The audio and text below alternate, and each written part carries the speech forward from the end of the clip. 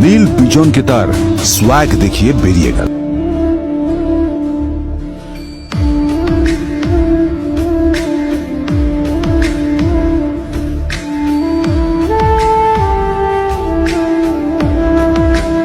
আদ্রিতার রাগে গজগজ করছিল।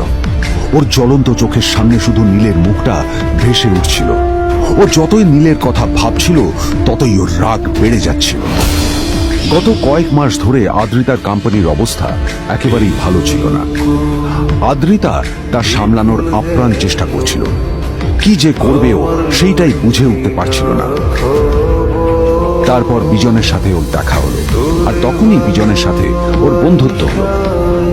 বিজন একটা খুব বড় পরিবারের সদস্য। আজ বিজন শুধুমাত্র আদ্রিতার কোম্পানির একজন বিজনেস পার্টনারই নয়, সাথে বড় ইনভেস্টর। আর শুধুমাত্র বিজনের কারণেই আদ্রিতার কোম্পানি এখনো চলছে। এই কোম্পানির সমস্ত লস বিজনই বহন করে এবং আদ্রিতারও ওকে তাই খুব প্রয়োজন।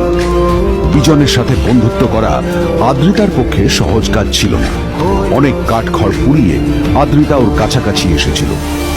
সবকিছু ঠিকঠাকই চলছিল, সবকিছুই আদ্রিতার প্ল্যান অনুযায়ী হচ্ছিল, কিন্তু নীল আজ এসে সবকিছু নষ্ট করে দিল।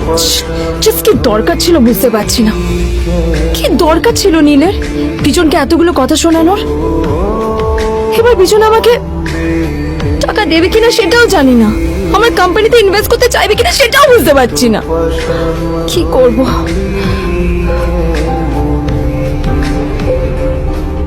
এখন আদ্রিতা ওকে কিভাবে বোঝাবে?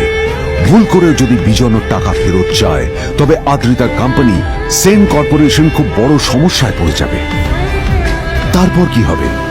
সেন পরিবারের দেখভাল কে করবে? এইসব ভাবতে ভাবতে আদ্রিতা নিজের উপরেও রেগে গেল। আসলে দোষটাও নিজেরই। আদ্রিতা কেন নীলকে ওদের মাঝে আনতে গেল? নীলকে অফিসে নিয়ে আসারই বা কি দরকার ছিল? আর যদি সে নীলকে সাথে করে না আনতো তাহলে বিজন এখনো ওর সাথেই বসে থাকতো।